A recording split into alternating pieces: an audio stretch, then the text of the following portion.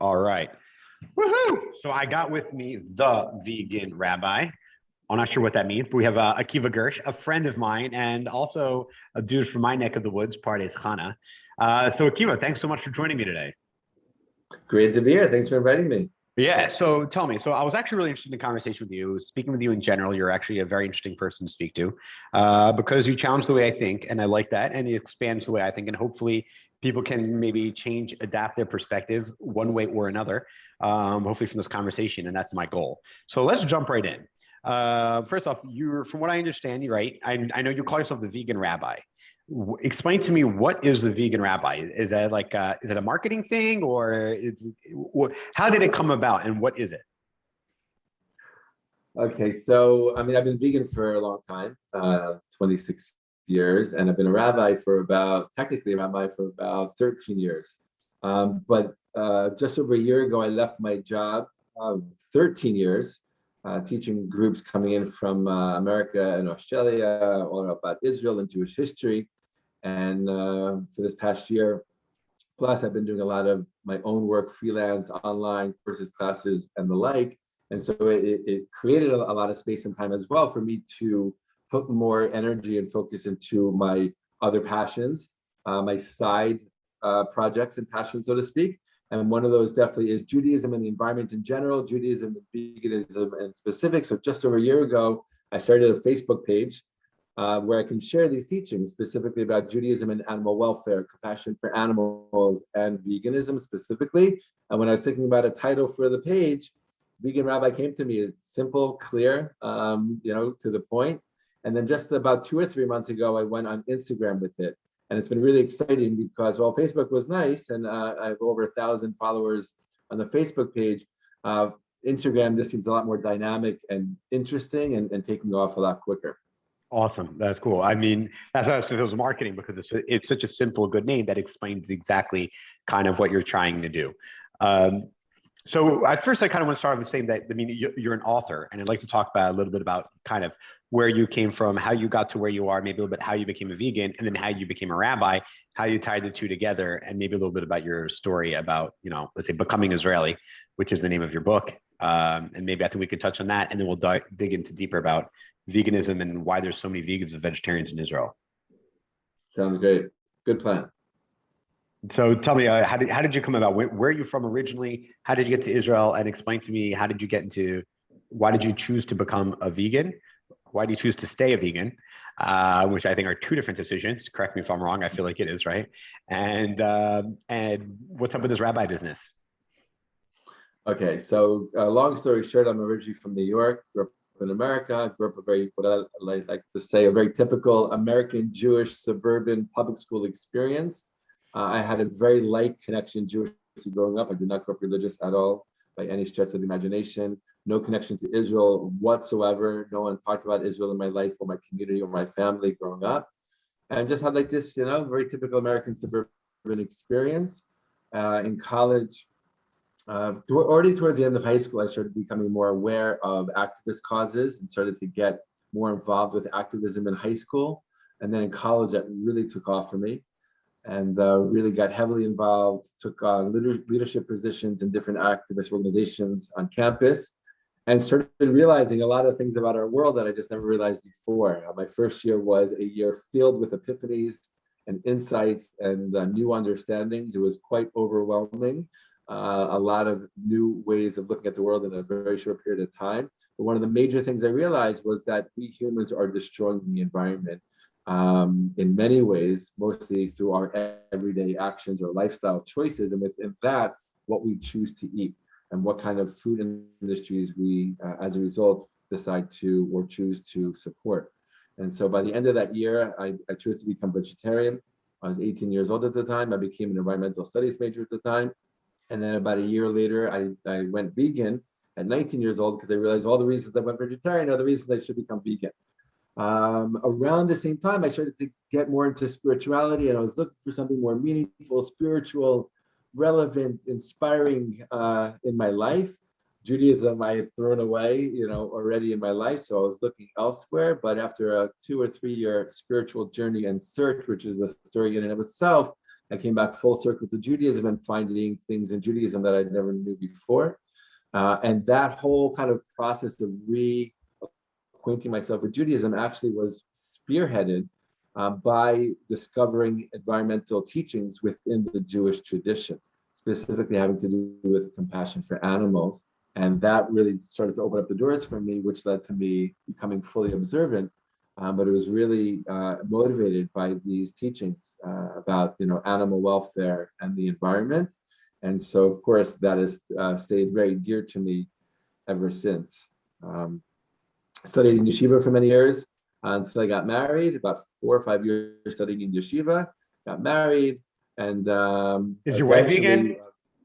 My wife is vegetarian. She's been vegetarian since she's 10. She went vegan for me when we were dating, and our first year of marriage, it just didn't quite work out for her. So she went back to being vegetarian. But our good old bait and switch. Right. Exactly. Oh man, she eats really healthy. She's really into healthy eating, natural eating. I mean, she eats even healthier than I do. Yeah, she has her cheese and her eggs, but super healthy diet. And we got married in 2003. We made Aliyah in 2004 to Israel. And in 2006, I studied to become a rabbi because I wanted to take my learning to the next level. And I never thought to become a rabbi, like a pulpit rabbi or a community rabbi. I just wanted to do it for the experience of learning. That's and cool. As an educator, I felt like it would enhance my teaching abilities. So tell us a little bit, and we'll get into about your book, Becoming Israeli, as an American that became Israeli, so to speak, because I think it's fascinating, and I speak to so many Anglos in Israel, and everyone seems to know about it. And I see your book at random people's houses all the time. And so maybe you can just kind of tell us a little bit about that, because I think it's actually a unique, more of an experiment, more than, in addition to a book. Thank you. It's fun to hear. So yeah, basically, upon making Aliyah, I realized really quickly, it's a funny thing to say, but after making Aliyah, I realized quickly, like, I never actually lived in Israel. I visited Israel. There's a big difference between visiting Israel and living in Israel. And I visited many times, but I never spent long, except for my first time in Israel when I was here for 6 months. Every other trip was a week, 2 weeks, 3 weeks, quick, connect, refill, go back to the States. And then upon moving here, it's like, oh, wow. Like, you have to actually live a real life here, get a job and pay bills. And, I have to learn how to speak Hebrew. I came with zero Hebrew. And so I quickly started to realize that as a result of living here, of course, that there's something happening here. There's something unique happening in Israel because Israel is the Jewish state. I never really got that in all those visits before making Aliyah. First year, second year, third year, as the years went on, I started to, my eyes were opening up to these moments. And is it possible to explain what you're feeling, and many other people do too when they live here for an extended period of time? And by extended, I mean even a few months. Is it possible to put that into words for someone else to understand? Because I feel like it's a lived experience. Yes, because it's made up of moments. It's when you go into a building and the security guard, has a copy of either the Book of Psalms or the Zohar that he's studying in between letting people going into the building, or he's got his talit and tefillin on, or you pass a hairdresser guy's shop, and before he opens up, he's donning himself in talit and tefillin. Or singing karaoke. Right, or that too. Or seeing two guys screaming on the street at each other, and next thing you know, they're hugging and laughing, such an Israeli thing. Or the classic, you're on the line at the supermarket, and there's a delay, and you're wondering why isn't the line moving, and then you realize that because the person working at the register is trying to make a shidduch, a date match between the guy checking out and her cousin. Or also the classic one that you hear is, some random stranger hands you her baby because she has to run and go get one more thing, in the store. So just so many of these things that either are connected to the religious aspect of Israel, for religious and non-religious Jews. There's a story of a guy, driving on Shabbat, and they were bringing a Sefer Torah over to a synagogue on Shabbat, and this guy was sitting in the back seat, rolls down his window and puts his hand out and kisses the Torah as he drives by. That all those kinds of things. The mezuzah on the door of the garage at the mechanic. there's so many things that are only happening here in Israel because Israel's a unique state. It's the only Jewish state in the world, of course. Also the family aspect, that people just feel comfortable with each other very, very quickly. I remember like one time I was driving out of Jerusalem to go away for Pesach, and some guy rammed into us at the red light. I mean, crushed the back of our car. And I got in the car like freaking out, like what just happened? Literally 2 minutes later, we're blessing each other, we're giving each other hugs, wishing each other Chag Sameach. It's just like you realize you're all just in one big family. And it just feels really, really amazing and unique for me, someone coming from America that never experienced that in America. America, you kind of just like stay to yourself, eyes down. If you're on the subway in New York City, don't look at anybody, don't talk to anybody, don't want to make any trouble. You don't know who they are. Here, it's a very, very different feeling. So basically, to answer your question, as my eyes opened more and more to these experiences, I realized there's not a unique story here that needs to be told. So I went on the internet, like I'm sure somebody told this story already in a book form. It's not like so crazy unique. Literally, I spent 2 months looking, didn't find anything, and told myself, look, if this hasn't been told, why not be the person to tell it? And so I started collecting my own writings of other Olim immigrants. And after 2 years, the book came out, and it's this collection of stories of the funny, inspiring, emotional, and also challenging aspects of making Aliyah and acclimating to life in Israel. Yeah, my favorite were the emotional ones, the ones about the challenges and the hardships, because everyone understands that, especially if you come from a first world country like America. So you came to Israel more, let's say, from the rabbi and the Jewish appeal of you, but there's the vegan and vegetarian part. And I believe, let's say, probably outside of probably India, because they're Hindu, but Israel has the highest vegan per capita by far, and vegetarians in capita by far. Why is that? Why do you think that is? So let's bring it back to the Israeli culture. Let's tie it in. Let's tie your unique experience and your expertise together. Well, why is that? Because I have some guesses, but I don't really know.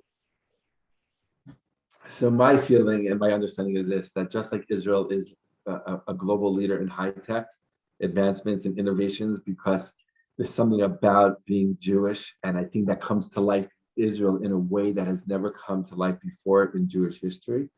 Right? For 2,000 years of exile, we set up amazing Jewish communities. Oftentimes we're living under fear and oppression, and we just went inside and we became insular, and we were worried a lot. We became strong Jewish communities, but we didn't really, of course there's exceptions, either communities or individuals, of course. And I think for the most part, when you look over the 2,000 years of the Jewish diaspora and exile, we became strong being ourselves, but not so much connecting to the world for good reasons. Right? The world kind of kept us down and out. But then we come back to Israel and we form our own nation. We got our own government and our own army, and we're feeling this Jewish strength and pride and confidence that we haven't felt in 2,000 years. That's why we're seeing this high-tech boom happening here, because once again, these desires and these strengths of ours can come to the surface of helping the world and creating new things that will, we have to understand that so many of the innovations, at least the way I understand it, and this is also based on reading other people's thoughts about this, so much of the innovative society that Israel has become is rooted in early Zionism, pre-state Zionism, when the early Zionists had to overcome challenges and find solutions where there wouldn't be a state. So already, ingrained in the Israeli. There wouldn't even be life. I mean, a lot of people, you got 1 cup of water per person a day to drink, bathe, brush your teeth, including bathing, a cup of water a day. Yeah, I find it astonishing. Exactly. They had to overcome unbelievable challenges, and that set the stage. That set the bar, so to speak, for Israeli society.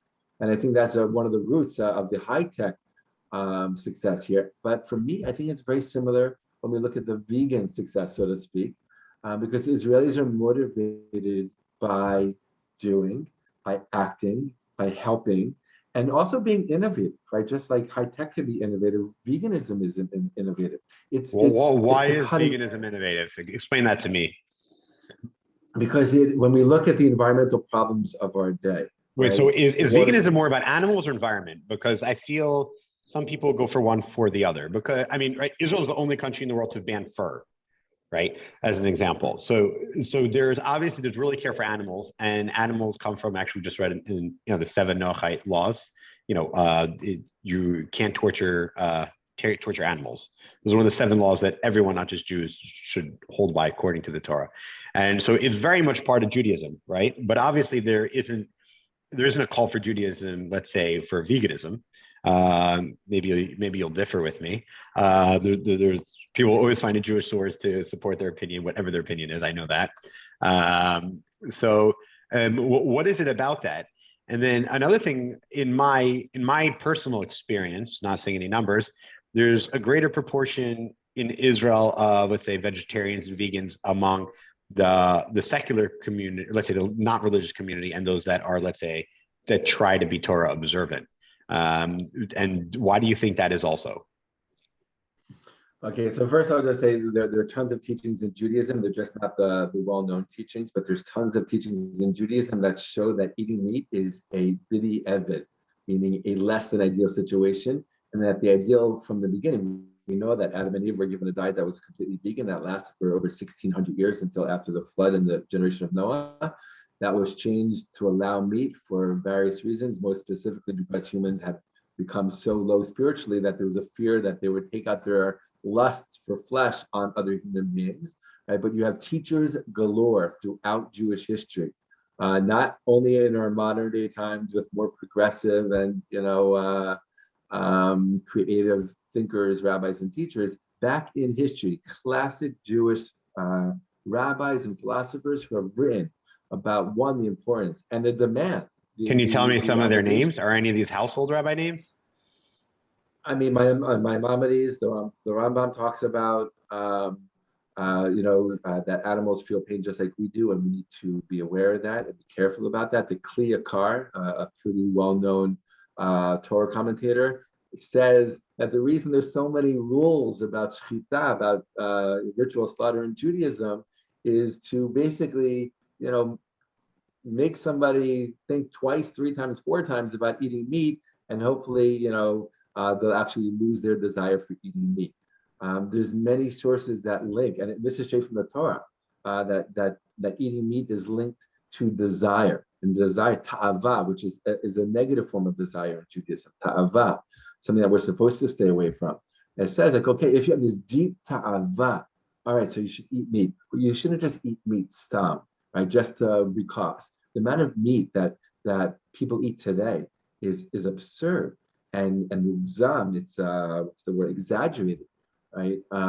And that's not in line with a lot of Jewish teachings. Even if you're going to eat meat, it's supposed to happen in a very specific way, in a specific measured amount, with a specific consciousness. It says in the Gemara, in the Talmud, in Pesachim, that an Am Haaretz is not allowed to eat meat. That one understanding of that, an Am Haaretz, basically like an ignorant, is someone who doesn't study Torah, right, is not permitted to eat meat. One understanding is because they won't understand all the intricate laws of kashrut around meat, but another understanding is a deeper spiritual reason, is that they don't have the spiritual consciousness to properly eat meat, because according to Kabbalah, Jewish mysticism, when we eat, we are actually elevating sparks that are trapped, so to speak, in meat. In food. Kabbalah talks a lot about that, the spiritual fixing of when we eat. Meat is the most difficult to elevate its spark. So it takes somebody with a very, very high spiritual focus and consciousness in order to do so. And that, so why did God make us omnivores? What's that? Why did God make us omnivores? Why not herbivores? It's a good question. I think we also need to ask the question, why did God make us vegan at the beginning? Right. There's a book I read years ago. It's actually written by a Jewish doctor. Maybe you want to fill people in for those that don't know what you just said about why God made us vegan in the beginning. Chapter 1, verse 29 of the book of Genesis, God gives the first diet to human beings and is completely vegan. Look at it. Genesis 1:29, completely vegan. And that lasts, again, until the generation of Noah, over 1,500 years later, even 1,600 years later. There's, this book that I read some years ago called Vegan Nutrition, where this vegan doctor from America goes through the body types of comparing the human to to a carnivore and to an herbivore, and showing that our body makeup inside physiologically is much more similar to an herbivore than a carnivore. And though we might have the ability to eat meat, we're not ideally designed for it. So to go back on something I think we kind of glossed over, I asked, but you went on a really good tangent. Why do you think it is that the religious population eat in the Jewish community eat more in the Israeli community, Israeli Jewish community specifically? It's not talking about outside of Israel. Eat more meat than those that are, let's say, less observant, because I find it fascinating. It's a do you think I think it's something that you touched on earlier, that you were saying there's the insular amount, and do you think that that the religious community and especially the ultra orthodox community, that they're more insular, and do you think there's something about do you think there's correlation, or more importantly causation in between that, or why do you think certain communities are more different communities are drawn to different things, but why specifically more religious communities are generally less drawn to it? And also, meat is seen as, I understand what you're saying spiritually, and elevate how to use meat. It's not a great way to elevate yourself spiritually as opposed to other foods. However, people say for like the Shabbat and holidays, to have meat is a way, because it's expensive, because it's tasty. I'm not sure why. Maybe you can tell me why many rabbis would, and many people in general, see as that as a great way of celebrating, or almost all delicacies, even cross cultures, often are meat, whether it's seafood or whatever. Why is that? So really good questions. I'll just say off the bat that I think, typically, classically, the religious Jewish community, from Orthodox to ultra Orthodox, even on some level modern Orthodox, they're not as open to new ideas, progressive ideas. Definitely, as you get to more ultra Orthodox, there's a fear of anything different, anything new. Right? You have tradition. Tradition is important. Minhag, Torah, like this is what we do because this is what my parents did and their parents and so on. This is what my rabbis do. This is what the communities do. This is what all these different things. It's very hard to make change in an Orthodox community. But what's so hard for me, I have to say, the world has changed. The world has radically changed in the past few generations when it comes to how our food is made and how our food. You're saying it got worse. Are you saying the way do you think that way animals are treated? The industrialization of the animal food industry, the meat, dairy, and eggs industry, and the fish industry as well, is so horribly not aligned to Jewish values of caring for God's creation. But either it took a long while for modern society to kind of catch up and realize this and become aware of this, because it was happening far away and behind closed doors. And most people aren't going to search this stuff out. Now, the past 10 years or so, documentaries, videos, books galore, that was already happening 20, 30 years ago, but now it's like all over the place with Netflix and all these documentaries that people have access to. No one will deny it, and people understand that these aren't unusual or one-off or rare situations, but it's more the rule than the exception. Right. Basically, exactly. So the world has radically changed. So we need to, and I believe there's a Jewish imperative to align ourselves with the changing times. Right? We are living in unique times. But hold on a second. Let me wait. Things seems weird there, because something's fascinating. Are you saying Jews should follow what's going on during the times? Because many times the times in history have been very evil, and quite contrary, we try to lead by example. Why should we be following what's going on with the times? That doesn't seem like a Jewish value. No. What I'm saying is, if something is now not in line with Jewish values, the way animals are raised, stuffed into cages and into pens and never to see the light of day, and chickens are pecking each other to death because they're so crowded together. I visited chicken coops in Israel. You visit any chicken coop, you're going to find flattened chickens who got literally stepped on to death by other chickens in these huge chicken coops. That wasn't the way it used to be. That has changed because that's not in line with Jewish values. That's what we need to respond to. I'm not saying everything and anything. Of course, there's a value of like having a shelter from the changing times, which often, unfortunately, are not in line with Jewish values. But those that are, we need to be okay with changing our ways. There's no mitzvah. There's no commandment in the Torah today to eat meat. Nothing. Right? The last time there was a mitzvah to eat meat was when the temple stood 2,000 years ago. Since then, there hasn't been a single second that has passed in Jewish history where there is a mitzvah to eat meat. It is a desire, it is a custom, it's what we do, it's what I know. Okay, no mitzvah. And when people talk about Shabbat and Chagim, which you mentioned, right? It's a very, very important point. People always will say, Ein simcha ele b'basar v'yayin, right? There's no joy except for wine and meat. They've got it wrong. With all due respect, they've got it wrong. Go to the Gemara. Right? The Gemara. Is it meat and it should be meat and wine instead, not wine and meat? You're saying they have it backwards? No. The Gemara that talks about this explains very clearly that when they say that there's no joy except for, or there's only joy, let's put it to real English, there's only joy with meat, that was talking about the sacrifices in the temple and the meat that people would eat from those sacrifices. That was only in the temple.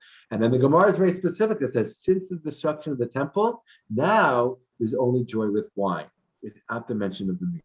So when people, say Shabbos, Yontiv, in Simcha L'Vasar V'Yayin, that doesn't really apply, right? If you want to eat meat, that's your personal choice, right? Of course, but don't lean on a Jewish teaching for that permission, which actually isn't even supporting that action. So as a rabbi, we're going towards, which I think is a fantastic thing. I think including a meat lover such as myself, also think it's a great thing that we're going to be eating meat that, let's say, it came from derivatives of animals, and there won't have to be raising animals to slaughter in order to be able to enjoy the same flavor of, let's say, of a hamburger that I enjoy today. This is starting to happen, and a lot of that technology is coming out of Israel. So maybe you could touch a little bit about the technology, one, and two, as a rabbi, how do you think that will make it different from your perspective? How will that change the traditional Jewish community around using meat? Will it be considered, separating meat and dairy? I know I've heard different opinions. Most opinions say that it technically wouldn't be considered meat, so you can actually eat it with dairy. So I can put butter on my steak and have cheesesteaks again. Or explain to me, where do you think the technological advances it's using like actual derivatives from animals to create other meat? Are you in support of that? And I wonder, where do you think society is going? So yeah, we're living in very exciting times in terms of all of this. I'll say this. So let me just back up a little bit, say a couple of things, and I'll get directly to your question. When I became vegan 26 years ago, there was no, huge vegan food market or movement. Like the health food stores, like these little, small, just a vegetable, just a produce section in regular supermarket. Exactly. It wasn't organic. Pick up your lentils. They had some packets of tofu and sababa. It was good and it was great. So I have to say, for me, I personally don't need or even desire a lot of these kind of fake meat substitutes that are now flooding the market. I personally don't buy them. I don't need them. I'm not judging anyone who does. I'm just saying for myself, I kind of grew up, so to speak, as a vegan, just kind of eating normal and natural whole foods, right? If these new products help people to go vegan, amazing, great. It's better for the environment, it's better for the animals, it's better for our health, it's better all around, right? Because again, I want to make sure that point is very clear. Veganism and Judaism is not only about the animals, though that's a big part, it's also about our personal health. It's about the health of the soil, the water, and the air, the ecosystems. Right? There's many levels on which veganism works, so to speak, and is an ideal diet according to Jewish teachings, because there are Jewish teachings about taking care of the environment.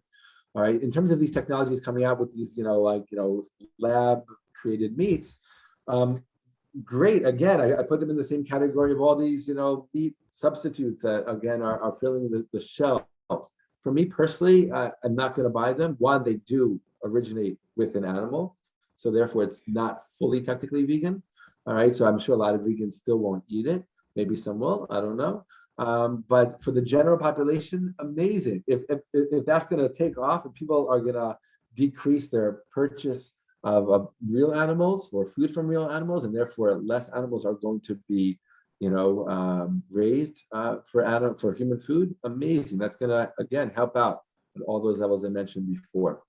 The halachic, the Jewish legal aspect of it, whether it's considered meat or not, it's a very interesting one that's still happening, and there's opinions on both sides. But I think your question really brings on this point, right? Let's say some rabbis come out and say it's not meat. You can put a thing of cheese on it, right? But let's make it almond cheese, right? To make it even more fun. But no, for the point here, real cheese, right, from cow milk on this burger, and there are rabbis that say you can do that because it's not really meat. You know that there are going to be rabbis in communities that still consider it meat and would never do that, right? What I want to say, I want to use this point to say, I think the Jewish community, we are so good. We are experts at saving stuff. We have compiled and passed on from generation to generation so many teachings, values, customs, and traditions, and that's the beauty. I thought of you were going Jewish to say we people. passed on so much trauma and baggage, but I like where you're going there. Unfortunately, that too. But that's the secret to our success, is our ability to teach from generation to generation. But I believe that we have to be okay sometimes with saying, you know what, this doesn't come from the Torah. It's a custom, right? It's a custom. We don't need 1 billion customs. And if this custom is no longer aligned with other Jewish values that do come from the Torah, right, like not causing unnecessary harm and suffering to animals, then we need to be okay with letting this custom go and changing the way we live, because that is actually going to make us more aligned with Jewish values, right? And so I think, of course, it's probably going to take time, but people need to, realize that we could become even, in my opinion, better. Outside of veganism, then, just as a rabbi, do you think there are other customs not related to veganism that maybe were relevant at a certain time but are no longer now, that should be given up? I can give some examples. So, like some communities, Yom Pesach, 2 days of Yom Tov outside of Israel on Pesach and Shavuot and Sukkot. I've the fact that poultry is considered meat for mixing meat and dairy. I'm not asking as from a vegan perspective. I'm asking as a rabbi. Do you because you talked about certain customs that were brought on and they were legitimate, they had reasons and they had meaning at a certain point, but as just not that the times change, times are different, but that let's say they're no longer relevant and they're no longer Torah based in a sense. Do you think any of these customs or any others that you have in mind that you think that we should say that was relevant for a certain period of time and for a certain reason and no longer now? I think there are some things. I think we have to make a differentiation between custom and gzeira and decree, right? There are things like chicken being considered meat. That was a decree made by the Chassanim, by the sages, many thousands of years ago, right? That's different than the custom of eating chicken on Friday night at my Shabbos table, right? Or using a chicken for kaparot, before Yom Kippur. That's a custom. I can use money and do the kapara just as good. I don't need to use a chicken, right? So that we have to differentiate. Some even say it's a pagan thing in a way. There's some rabbis that say that. Already right, 500 years ago, people were saying not to do that because of its pagan similarities. But something like second day Yantiv, that's like already something so deeply rooted in Jewish law and tradition that's not what I'm talking about. Mm-hmm. Kitniot is getting closer to what I'm talking about. I'm talking about the things that are literally purely custom, that we're doing it because we did it. We did it because it comes from a different time when the animals we ate, came from our backyard, and now they're coming from industrial farms when they're living lives of torture and suffering, right? So that's really what I'm talking about. And I think we need to be okay with that. And again, not only be okay with it, but realize that when we do it, we're actually going to make our Jewish practice even stronger. I just want to touch on one thing so we don't forget it, because you asked a really good question about why Israelis are vegan in such great numbers. Is one other thing I didn't mention, is that, when I was in college before I became religious, I mentioned before I was big into activism, and my college was 30% Jewish, which is pretty high for an American university. What college you go to? But I was at Brown University. But the activist community was like 80-90% Jewish, right? And that's classic. We know that, right? Yep, Jews are activists. They want to change the world. And it gets expressed in great ways, throughout all the different Jewish denominations. But I think in a specific way for non-religious Jews, they're so in touch with that aspect of Judaism, right, that they really bring that to the forefront. And that's why you find so many Jewish secular activists right, or Jewish leaders in, Jewish secular Jews as leaders in activist movements. And I think that's really expressing itself here in Israel. Why so many quote unquote secular Israelis have become vegan is because they see it's making the world a better place. It's making their lives, the animals' lives, the environment, the world. I mean, there's so many structures and systems that are behind the scenes that are part of the food system that will become better as a result of changing our diets. And they see that as, this is my way, this is my Judaism. Even if they're not thinking that, I really do believe that it's kind of like what we call the Pentala Yid, like the deep, Spark. Jewish seed inside, right? The Jewish soul is expressing itself in these kinds of ways that they want to do something good for the world. They want to make a difference. And they're seeing out in the greater world that this is really important. And they want to reflect that. They want to join that. They want to, share in that. And of course, as very Israeli, we share in that, and then we take it to all, the highest level possible. And now we're leading the world in it. And I really do believe, like I said before, it's really part of that whole high-tech boom. That this is another kind of form of Israeli innovation, is to lead the way in becoming vegan, and also coming up with these technologies that will help the world wean itself off of using animals for food. Okay, final question. All right, Vegan Rabbi. When Mashiach comes, will we be vegan? We eventually will be vegan, everyone. Yeah, I don't think. So is that why people aren't so optimistic about him coming? People fear the veganism. That's why they're. I don't know. It's a good question, but no, there are teachings that say Rav Kook was a leader in this thought in modern day times. Rav Kook, he was the first chief rabbi of pre-state Israel, first Ashkenazi chief rabbi of pre-state Israel. He was not a full vegetarian. They said he would eat a little bit of meat to show that the Messiah wasn't here yet, because he believed that it would happen in stages. That it had to first, we need to kind of fix our own human family, and then we can go take that to the animal kingdom. But he died in 1935, and I really do believe, because he never saw the horrors of the industrial food system that we know oh so well today, I do believe if he was alive today that he would think that we got to do it already. We got to already start making that switch and not just wait for the Messianic age. But he does say very, very clearly, he, in beautiful Rav Kook poetic language, he said, can you imagine that such a beautiful ideal as a diet free of animals that was given to us at the beginning of human history would be lost forever? And so he says in the future that we will return, the humans will return to a purely plant-based diet, because we no longer will have the desire or the ability to kill an animal for our own food. Amazing. Great. Well, hopefully Mashiach will come, and then we'll all be vegan, and then we can have our vegetables and eat it too. Akiva Gersh, Vegan Rabbi, thank you so much for joining me. This is Yoel Israel for Israel Unfiltered. Thank you, Akiva. Thank you.